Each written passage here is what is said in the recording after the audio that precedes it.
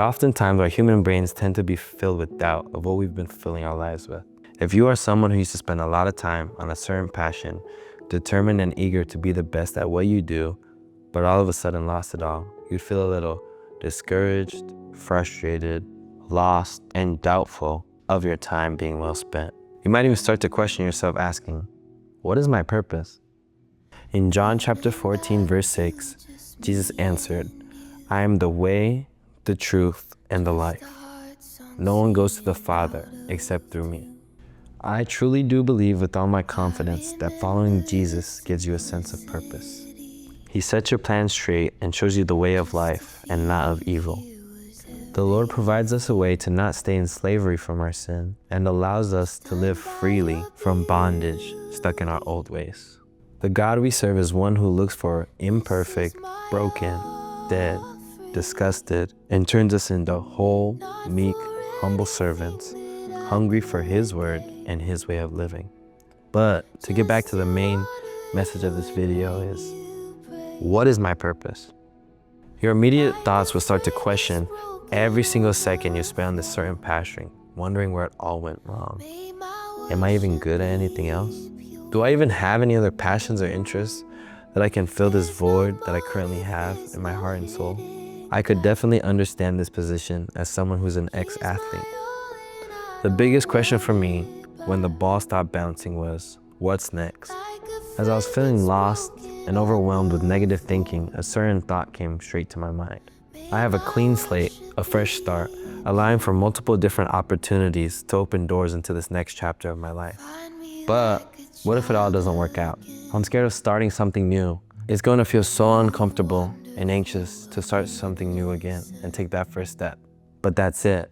There it is again. That immediate fear and doubt that once creeped back into my mind. That's why as believers we're called to walk by faith and not by sight. Most of the time the process God has for you consists of multiple failures, multiple frustrations, and multiple closed doors. But most importantly, it's God testing your patience. He's seeing how much He can entrust with you and how much you can endure through the pain and suffering as a testing and trial of your faith. This walk with Christ is supposed to be a marathon, not a sprint. You're not rushing God's plan and will that He has for you. You're slowly walking through it day by day, in the process, enjoying the open door and opportunity God has for your life. You may feel distant with God because you're not spending enough time in His presence. You're too focused on the blessing and not the God who created you. Allow yourself to walk slow with the Lord, taking it day by day, step by step, enjoying the process He has for you. Proverbs chapter 16 verse 9 says, in their hearts humans plan their course, but the Lord establishes their steps. God has a plan and purpose for your life. He'll never lead you into something that He knows you're not able to handle. The Lord wants you to put all your trust in Him and not yourself, because without Him, you won't be able to have the strength to accomplish anything. Proverbs chapter 3, verses 5 through 6 says, trust in the Lord with all your heart and lean not on your own understanding. In all your ways submit to Him, and He will make your path straight.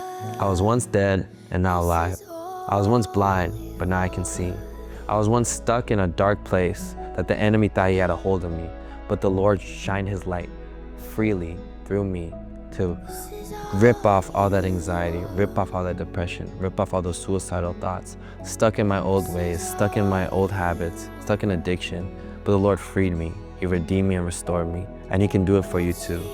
God has a specific purpose and calling for your life, and it may be hard to think of it right now, but God is such a blessing to your life and has so much grace and mercy for you that He wakes you up every single day.